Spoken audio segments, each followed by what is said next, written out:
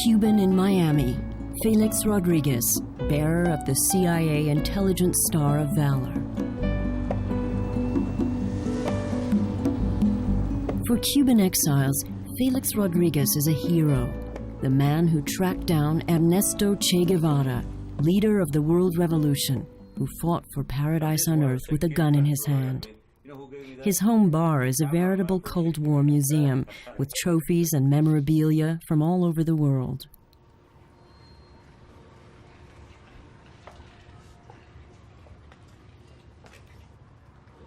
I love to fly a helicopter.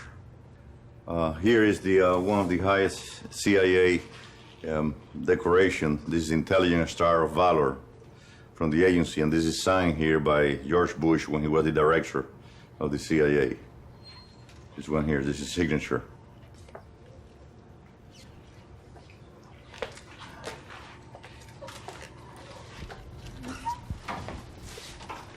This is a Viet Cong medal, upside down, not to honor it. And here you can see his blood in these two corners. And what they did, whenever they got close to a U.S. body of a soldier, they will cut it, and they put a little bit of blood in one of the corners of the star. Felix Rodríguez also has a souvenir of the manhunt for Che Guevara in Bolivia in 1967. I have the Cuban shield, my initials, and inside here is the tobacco from his last smoke that he had.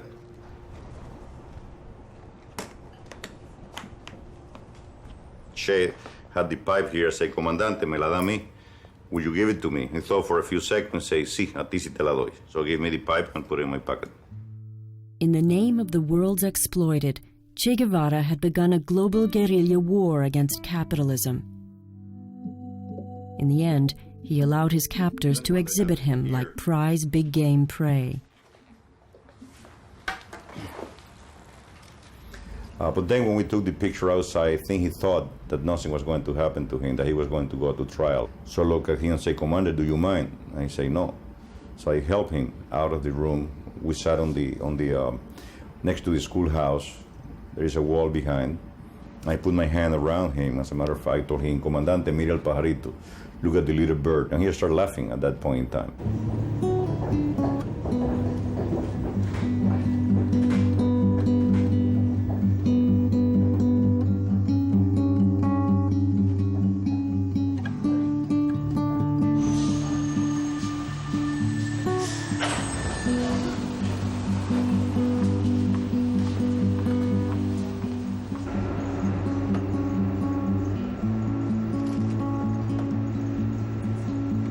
A Cuban in Paris, Benigno, Che Guevara's loyal comrade in arms, MG marksman and cook for the guerrillas. He wasn't caught in CIA hunter Felix Rodríguez's dragnet. Benigno managed to hide out in the bushes, close to the village school where Che Guevara was being held prisoner. Yo tuve a Felix Rodríguez prácticamente todo el día en mi mirilla.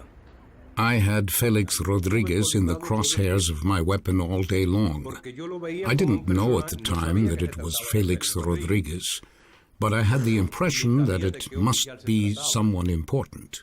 Sabía que se trataba de alguien importante. Opa. Hola. Ven acá, ven, monta aquí con ella, ¿eh? Benigno was already fighting side by side with Che in Cuba, later in Africa and Bolivia. After Che Guevara's death in Bolivia on October 9, 1967, Benigno and 5 other survivors fled 3,000 kilometers in a grueling march over the Andes to Chile, and from there on to Cuba. Once back in Havana, Benigno was contracted to avenge Che Guevara's death. In the years that followed, Cuban-trained commandos succeeded in killing most of the officers that were involved in Che Guevara's assassination. Felix Rodríguez survived. Porque Felix Rodríguez lo perseguimos por todo el mundo. We chased Felix Rodríguez all over the world. Whenever we found out where he was staying, we sent out a commando. Una comitiva. What for? To carry out an assassination. We sent a commando to Vietnam, one to El Salvador, everywhere. We also had a few surprises waiting for him in Florida. Just never worked out. Felix Rodríguez has 7 lives, like a cat. ¿no? Charles de Gaulle Airport, Paris. Benigno is awaiting an arrival.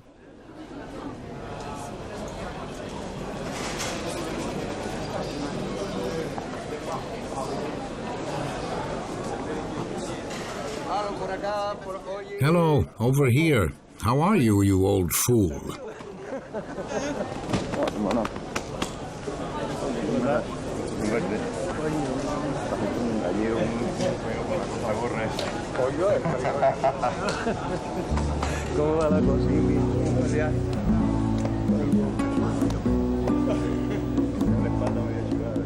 The former arch-enemies have now become friends.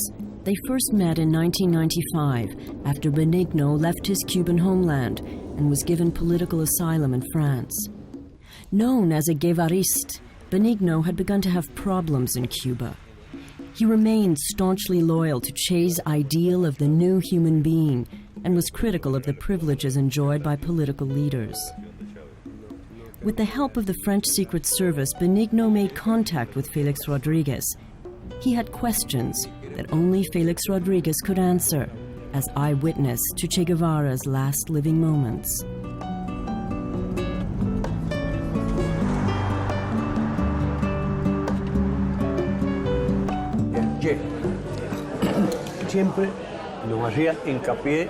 Che drummed it into us not to surrender under any circumstances.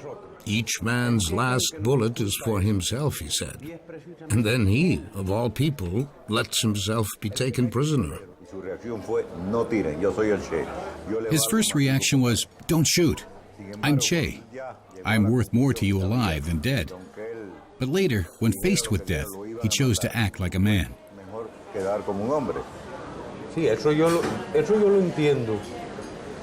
I understand all that, but it does hit me hard because I expected him to behave differently. Me toca porque no es la actitud que yo esperaba tampoco. Back then, I couldn't have imagined that you were there on the other side, pointing your gun at me.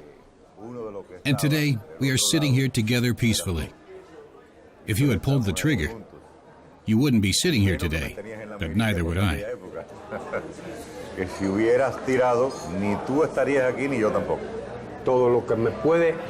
The friendship with you has done me nothing but harm, but I don't give a damn about that. I'll stay your friend as long as I live. Te brindo mi amistad sincera de toda una vida.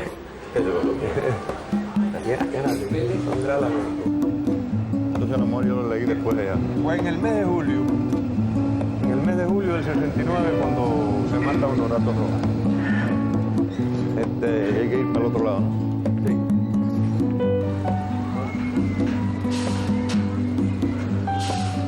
Mira, independientemente de, vaya, lo que todos sabemos,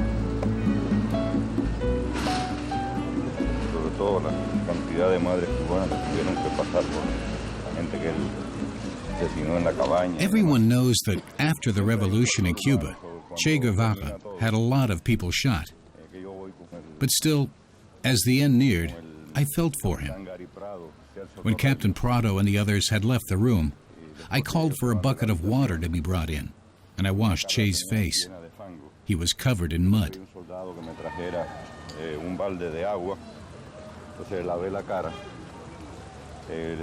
Then I tried to close his jaw and his eyes. Later, they opened again because of the propeller wind from the helicopter.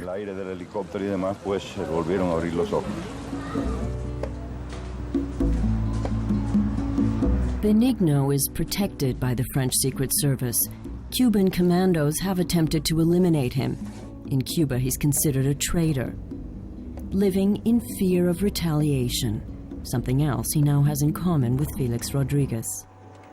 Y tengo entendido con el monumento que le We tienen have put up a plaque at the Che Guevara Memorial in Santa Clara that reads, "The CIA mercenary Felix Rodríguez is Che's murderer." The revolution still has an account to settle with him. This photo hangs there as well. Con el cual la revolución todavía tiene una deuda pendiente y tiene la fotografía puesta ahí. Es una foto que me deprime. That picture depresses me. What a moment that was.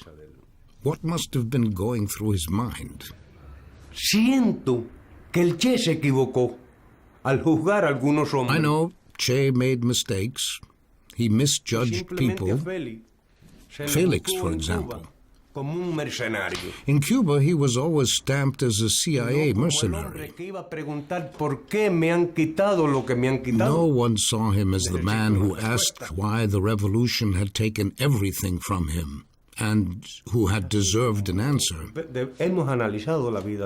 I owe Felix nothing, and he doesn't owe me anything either, except respect. Él viene de Miami. A mí me gusta mucho. My wife and I love the white traditional Cuban cheese. Every time Felix comes from Miami, he remembers to bring us Cuban cheese and guava jam. Es traerme queso blanco y dulce de guayaba. What would Che have to say about this friendship? Yo creo que el Che la aplaude. I think he would approve of it, because there's no longer any hate between us. We were idiots, pawns, used by other people to play their game. No hay rencor entre nosotros. Nos sentimos como estúpidos ante el juego en el que hemos estado. In 1957, Benigno was a young farmer in the Cuban mountains, isolated and innocent. One day, Fidel Castro's little rebel army turned up at his farm. Benigno was just 16. Che Guevara me fue un poco más simpático que Fidel. Él viene. Che Guevara made a better impression on me than Fidel. Right away, he gave me a medical examination. Fidel le pregunta, ¿y cómo está? Fidel asked, "How is he?" "Oh, he's as healthy as a horse." I liked that. It was the first time in my life that I saw a doctor. Y un buen día apareció el ejército. One day the army appeared. I was up in the coffee field and heard shots. They had surrounded my house because they thought there were rebels inside. But only the farmer's wife was there, 14 years old and 5 months pregnant. My wife. I saw them drag her into the farmyard, dead. Ya sin vida. Benigno joined Castro to overthrow the dictatorship that had robbed him of everything that was dear to him. When the rebels took Havana in January 1959, Benigno was one of the victors.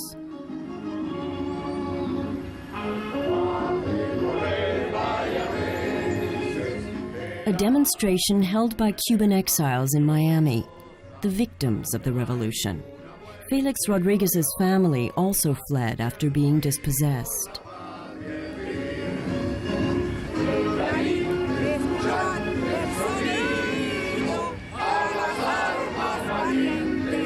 Felix, 18 at the time, determined to combat communism any way he could, worldwide and preferably from the air.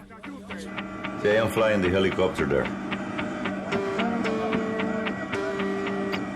We did everything. We did resupply. We went and get evacuation of wounded people, combat missions.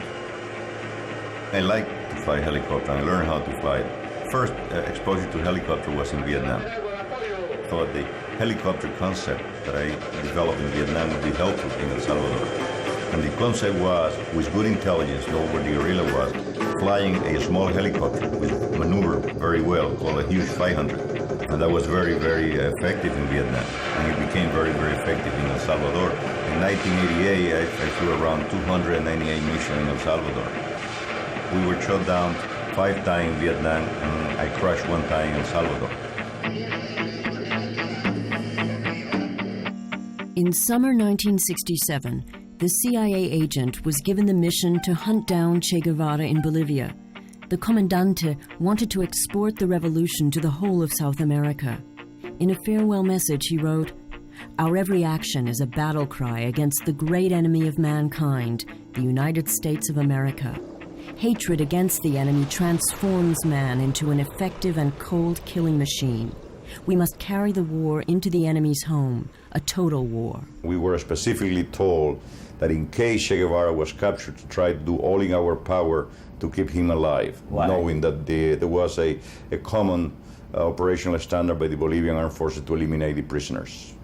And why CIA was so interested in keep him alive?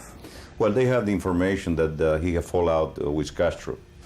And of course, they felt that he was abandoned by Castro in Africa. They felt that he would be proud to cooperate if captured, even though it was a very remote possibility at the time.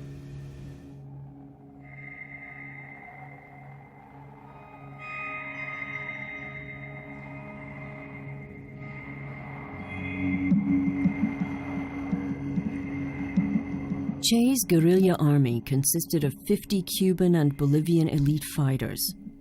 Not only did a hostile environment hinder their progress, the Bolivian communists also refused to take up arms, and the Indio farmers gave them the cold shoulder too. Che noted in his diary, "The farmers are as impenetrable as stones."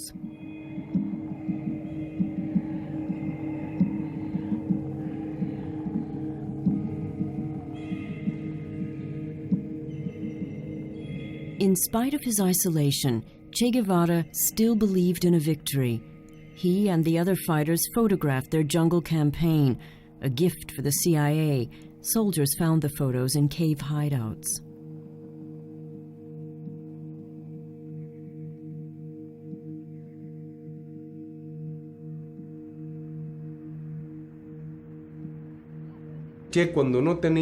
When Che didn't have diarrhea, he was throwing up or having an asthma attack.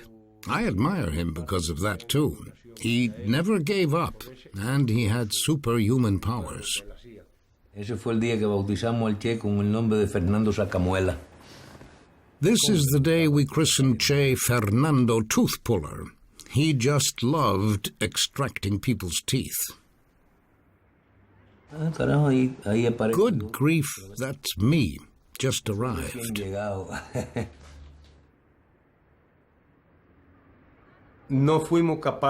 We weren't able to recruit a single farmer in Bolivia.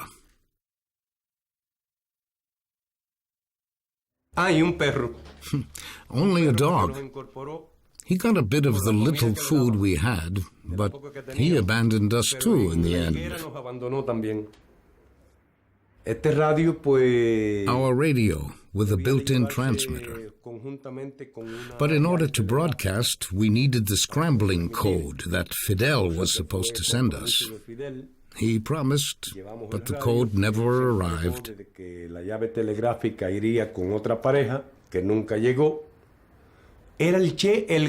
Che was a big tree, and Fidel Castro stood in the shadow he cast. Fidel couldn't bear that. His thirst for power wouldn't allow it. Por su ambición de poder.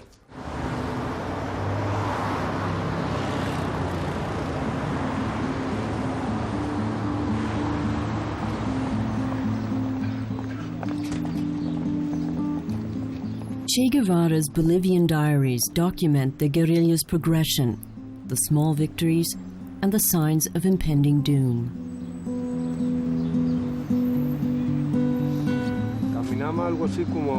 August 8th. We walked for something like an hour, but for me it seemed like 2 because the little mare was so exhausted. At one point, I slashed her in the neck, opening a deep wound. I gathered everyone together tonight to tell them the following. We are in a difficult situation. I am a complete wreck, and the incident with the little mare shows that at times I'm beginning to lose control. Y el episodio de la yeguita prueba que en algunos momentos he llegado a perder el control. Después matamos a la yegua. ¿Y cuál fue nuestra sorpresa? Que cuando yo abro la cabida del corazón donde Later, we killed the mare, hoping we'd be able to drink her blood. But when I reached my hand into the heart chamber, we got a big surprise. The blood had already clotted. Our last drop of courage abandoned us then.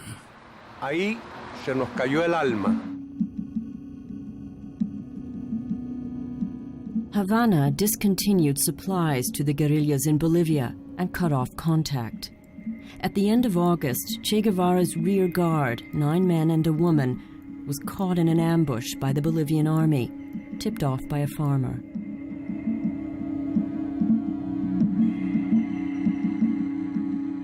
The sole survivor was Jose Castillo, known as Paco.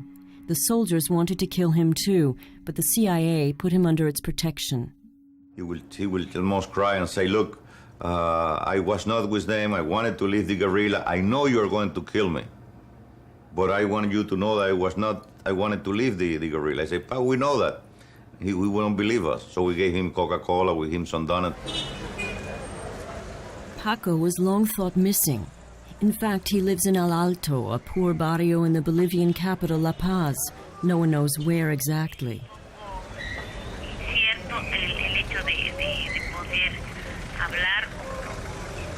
I don't know if he'll speak with you. He's never talked about his story.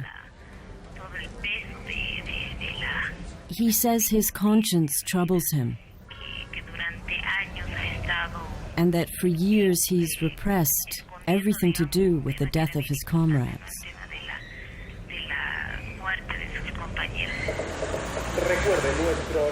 An acquaintance of Paco's arranges a first meeting with the man who some see as the Judas of the guerrillas.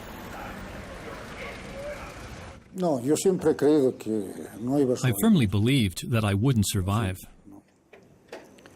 Did Felix Rodríguez promise to let you live?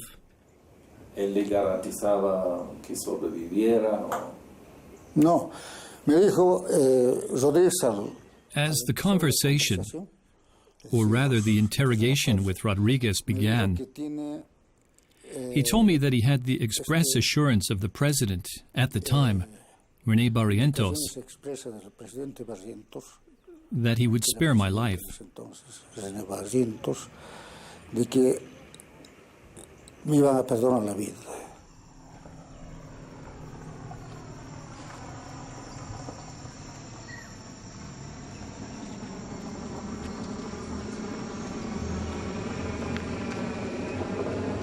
The guerrillas' operational area in the foothills of the Andes and southeastern Bolivia.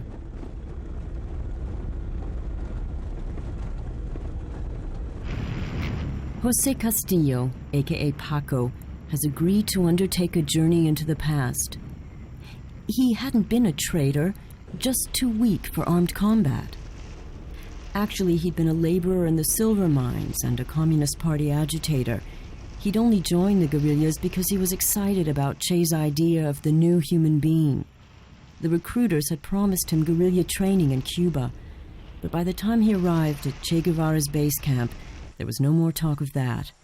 Paco was ill, due to the physical exertion and the hot, humid climate in that part of Bolivia.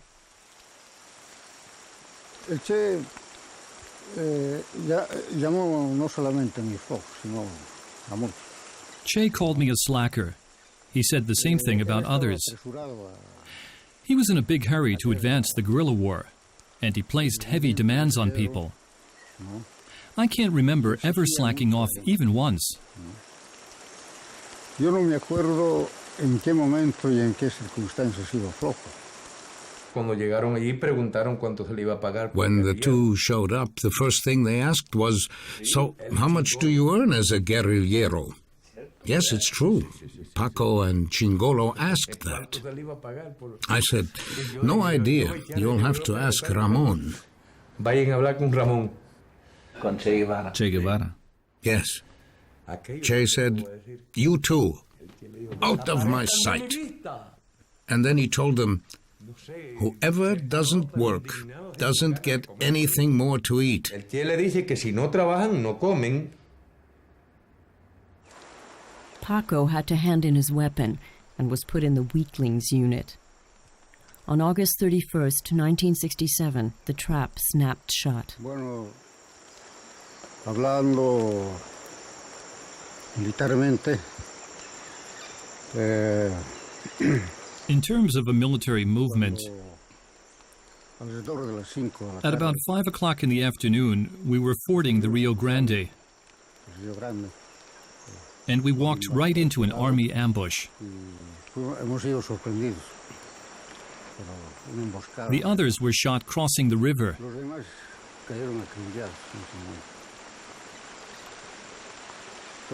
And I felt like a totally conquered man. Yo estaba totalmente vencido.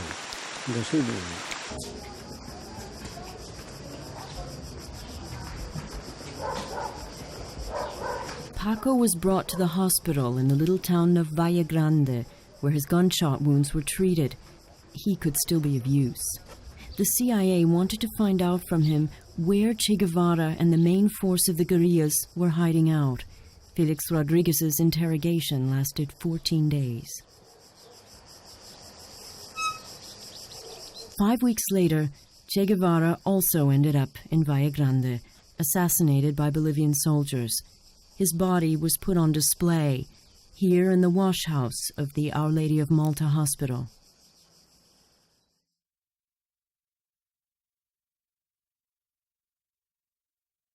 From Che Guevara's farewell letter to his parents. Once again I feel beneath my heels the ribs of my Rocinante. Once more I'm on the road with my shield on my arm. I believe in armed struggle as the only solution for those people who fight to free themselves. Many will call me an adventurer, and that I am, only one of a different sort, one who risks his skin to prove his truths. Give a thought once in a while to this little condottiere of the 20th century.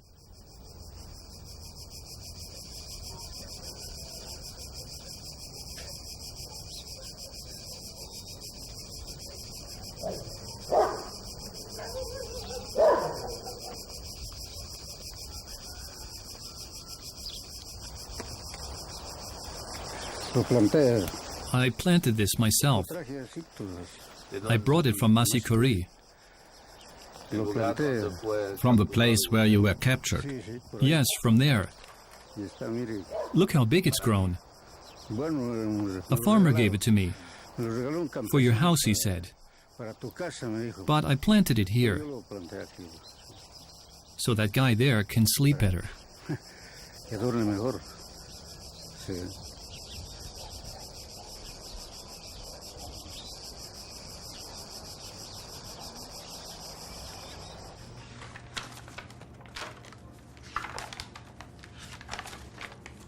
That's the picture of Paco. That's when we captured him, and then after he was given a haircut and he was shaved. Obviously, we knew that Paco would be a good subject because he didn't want to be in a guerrilla, so he was prone to cooperate. I wasn't allowed to sleep at night, and they gave me injections to help me remember. What were you injected with? I can't say exactly. What effect did it have? I was able to remember everything, even things that had happened a long time ago. Did you tell them everything? That I don't know. No, the only thing that he received was antibiotic by a nurse, a Bolivian nurse. You can try to check who she was, because what we did is we got a nurse from the hospital to come over, and we pay her, and we pay for medicaments. But you know what I mean? There was a sort of mind drug. No. But you know what I mean? Yeah, I understand what you said, but no, he was never given anything. It wasn't necessary. He was cooperating.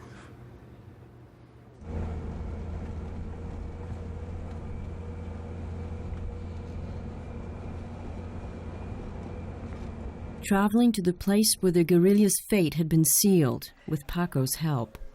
Although he hadn't known exactly where Che Guevara could be found, he did put the manhunters on the right track.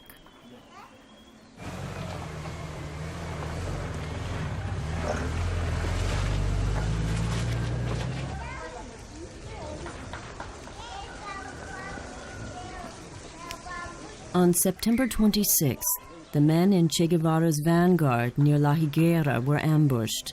Benigno was among them, but managed to escape with serious injuries.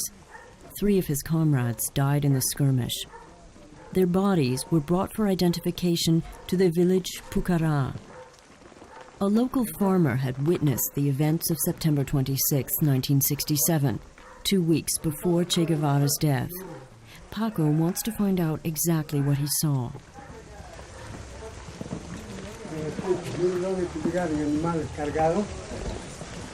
They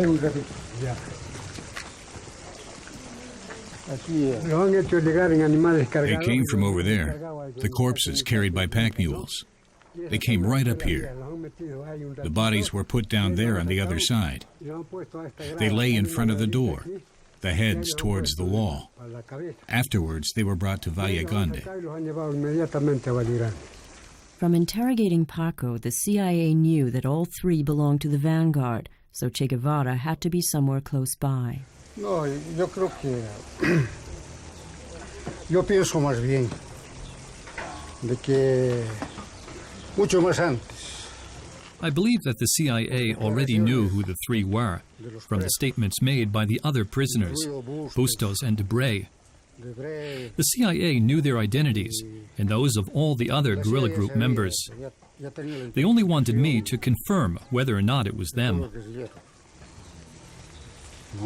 Entonces, lo que les tocaba era solamente confirmar si eran ellos o no. This is the 3 pictures of the 3 dead bodies. See, that was the driver license of Coco Peredo, Mario Gutierrez Harday, and that's the Cuban, Captain Hernandez Osorio.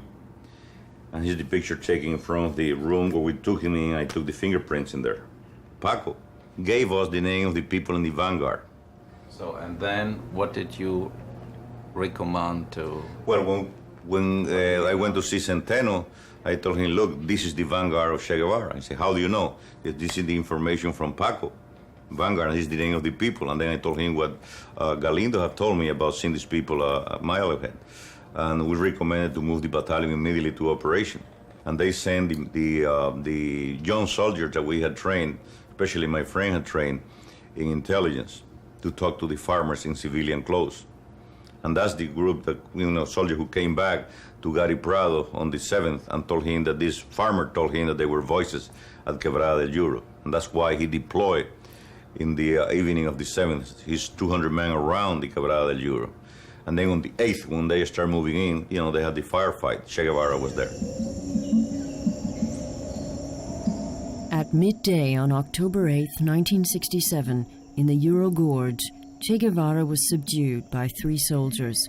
He was too weak to offer any resistance. On the morning of this fateful day, only 18 guerrilleros were still alive, albeit starving and seriously injured. Benigno had already had a bullet in his neck for days and was running a 40-degree fever. Abro fuego y logro tumbar al oficial. I open fire and the officer I'm targeting falls. The battle begins. Toda esa situación de combate. De ahí, yo veo al Che cuando se va yendo. I can still see Che trying to escape. And then, just at this moment, the army throws hundreds of hand grenades into the gorge and shoots with all the firepower they have. 30 minutes long. Que duró más de 30 minutos. Pero cuando el Che camina un poco más adelante, Che had already gotten some distance away when he came upon our Chinaman, Juan Pablo Chung. He had stayed behind because he'd lost his glasses, which only had glass on one side anyway. He was crawling around on the ground looking for them. y estaba tentando Che contra la, took him by the hand. contra la tierra. That is the last I saw of Che. Desde ahí yo dejo de ver ya al Che. I have brought a couple of bottles of scotch and we celebrated. And they did a toast to the end of the guerrillas in Bolivia.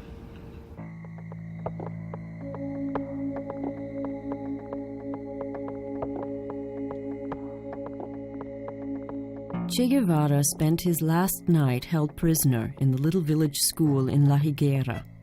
As dawn broke, President Barrientos and his high command decided to have the celebrated prisoner shot, against the will of the U.S. government, who wanted to see Che Guevara prosecuted in a high-profile international trial.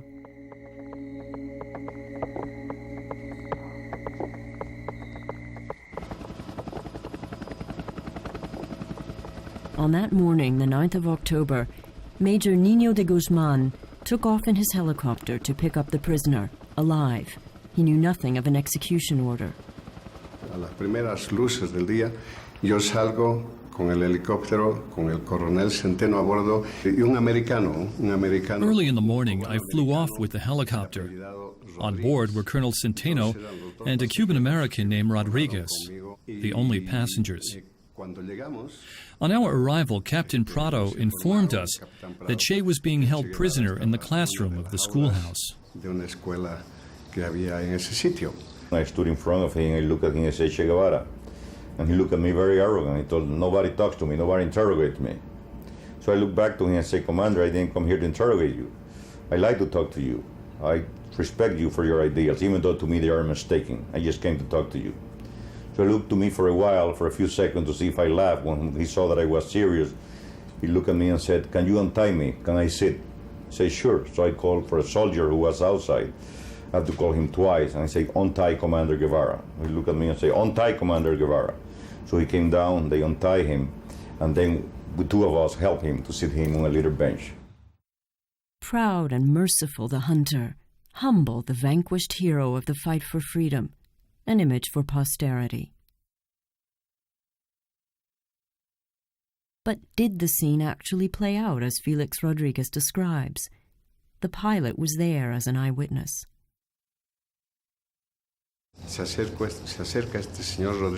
Mr. Rodriguez bent down to Che Guevara, coming threateningly close. He said, "Hey, do you know who I am?" Che Guevara raised his head, spit in his face, and said, "I don't talk to traitors." That was the entire conversation between Rodriguez and Che Guevara.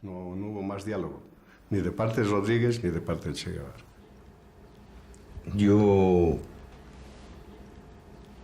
oyendo a este señor,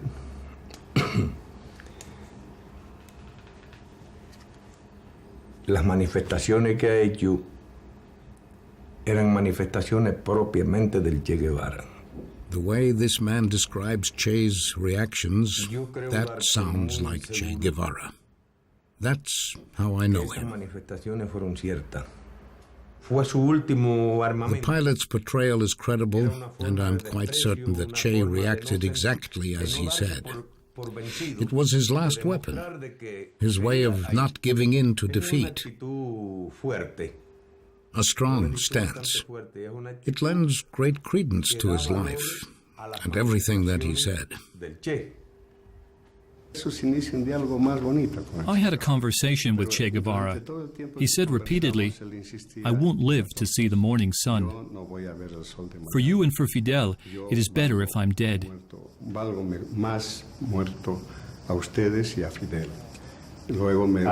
For Fidel, he said? Literally. He said he had been completely abandoned by Havana, and the Bolivian Communist Party hadn't supported him either. He felt very much alone. No contact with Havana, no supply of food rations, no ammunition, nothing.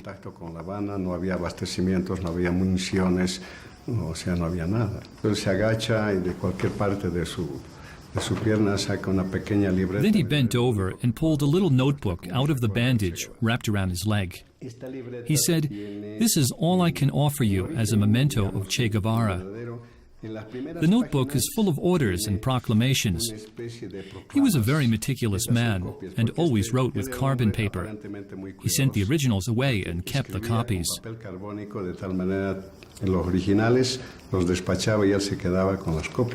I requested that he be brought outside because I had orders to take a few pictures. The soldiers brought him out in front of the schoolhouse, into the sunlight. This picture was taken at 10 in the morning by pilot Niño de Guzman. Felix Rodríguez claims that the pilot also took this, the last photo. I put my hand around him. As a matter of fact, I told him, Comandante, mira el pajarito. Look at the little bird. And he started laughing at that point in time. As a matter of fact, when I turned over the film to the agency in La Paz, I told them there's a picture of Che Guevara laughing with me. Of course, by the time he saw they were ready to take the picture, he changed the expression for the one that you saw in the picture that we had. The famous photo of Che Guevara and Felix Rodríguez. You took the picture. I definitely did not take this picture. First off, I did not for the simple reason that he was wearing a camouflage uniform that day, not this one here. He wasn't wearing a cap. In my opinion, that is a photo montage. It's a montage, a photo montaje. You can take it to the expert. It's no montage. We took the history-making picture to the USA's most renowned photo analyst, Dino Brugioni. My professional opinion of this photograph is that it's a fake one. And I can determine that from the light and shadows in this particular photograph, and also some of the cropping that has occurred. See the shadow here? See the shadow here? Okay, now if I sort them out like that, where you see the shadows, you can tell that the source of light is coming from that direction. The sun doesn't cast shadows in various directions. You can see that the light source is above and his cap, and you can see the eye sockets very clearly. You can see this fellow's eye socket, and you can see Che's eye sockets very carefully. And that's because the light is from above. You don't see the start of Mr. Rodríguez's eye socket. So you should have scallop effect here, but notice it's a straight line, and that straight line is indicative of a crop line. In other words, Mr. Rodríguez's picture melds here. Now there should be some shadows cast from Mr. Rodríguez onto Che, but there isn't. The photograph of Che and the others is true, and that the photograph of Mr. Rodríguez has been put into the photograph. Felix Rodríguez disseminated the photograph throughout the entire world. It turns up in almost all the books and films about Che Guevara. The last picture of him is seared into the memory of millions, a conquered hero who had surrendered to his nemesis. After the photo session with Che Guevara, Felix Rodríguez's story continues. He had received an order to have Che Guevara shot. He had pleaded in vain to spare the life of the prisoner. It was around past 12:30 in the afternoon. So at that time, I thought it was nothing to wait anymore because the decision already had been made by the Bolivian High Command. That's when I came to the room, I stood in front of him and said, "Commander, I'm sorry. I tried my best." He turned white like a piece of paper, but he said, "It's better this way. I should have never been captured alive." And then he changed his expression, saying, "If you can, tell my wife to remarry and try to be happy." That was the last word that we exchanged. He came to where I was, he shook my hand, I shook his hand, we embraced. And he left, and he stood in attention, thinking that I was going to be the one to shoot him. I just left the room. I told Sergeant Terran, "Don't shoot from here up, shoot from here down, because he's supposed to die from combat wounds. See me, Capitan, see me, Capitan." I ordered a bucket of water that they brought it in, and I cleaned his face. I tried to close his jaw with my handkerchief and tried to close his eyes. And then we took the stretcher and put it to the right side of the helicopter that it came. And while I was doing that, then the pilot, Jaime Niño Guzmán, said, "Mi capitán, move him forward to balance the helicopter." So I put my hand under his body and pull it up, and at the time I pulled it out, it was full of blood, because he had a bullet who have covered his aorta, and it was a plastic stretcher, so it was full of blood. I remember thinking, because they didn't say anything, there are people that claim they have blood in their hand, and my hand is full of blood, so I cleaned up my pants, I finished tying up the body, and I got into the helicopter.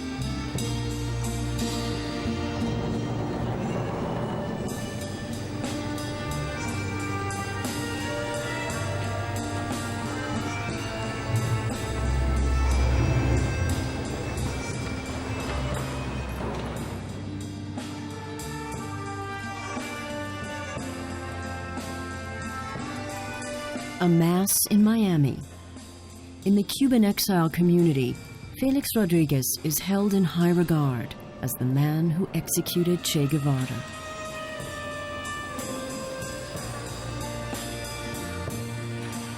No one here would ever consider the prospect that the retired CIA agent could have borne false witness in his version of the events. At 1:10 p.m., Che Guevara was assassinated in the mountain village of La Higuera. We managed to find Bolivian witnesses, soldiers and officers, but they don't want to appear on camera for fear of being hit by Guevara's curse. In personal conversations, however, they assure us that the order to shoot was given by Bolivian officers. Felix Rodríguez was not the director of the dramatic execution scene. He flew out an hour before Che Guevara was killed. The helicopter pilot confirms the eyewitness accounts. Felix Rodríguez I flew Rodríguez and Centeno out of there. Felix Rodríguez too? Yes, on the same flight. When was that? Between about 12 and 12:30 noontime.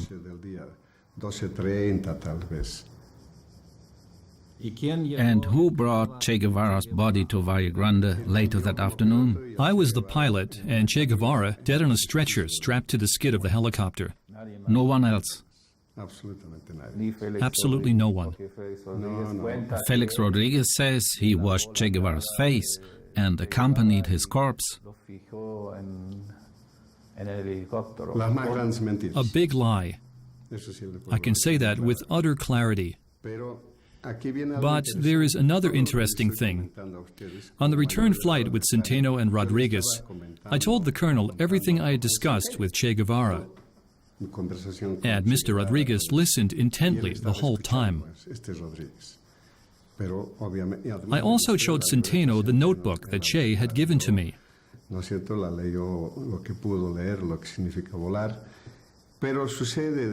One day, a book by this Rodríguez came out, in which he portrays himself as the person who spoke with Che Guevara.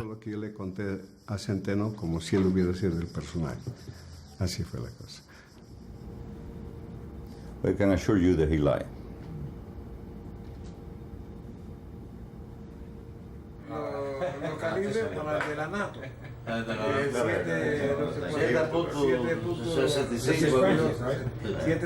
De lo que tú estabas diciendo, que todo en la vida tiene sus truquitos. ¿Tú te recuerdas cuando nos pusieron The biggest commander, highest ranking commander in Korea for the U.S. forces, had 3 stars. Life goes on in Felix Rodríguez's private war museum. Today, he's invited his best friends around because he's being given a new award. A flag that I heard his story when he was in World War II. The Ethiopian Knighthood, granted by His Imperial Highness of Ethiopia, Crown Prince and grandson of deposed Emperor Haile Selassie, for Felix Rodríguez's meritorious service in the fight against communism. Yeah, there you go. Perfect. Better.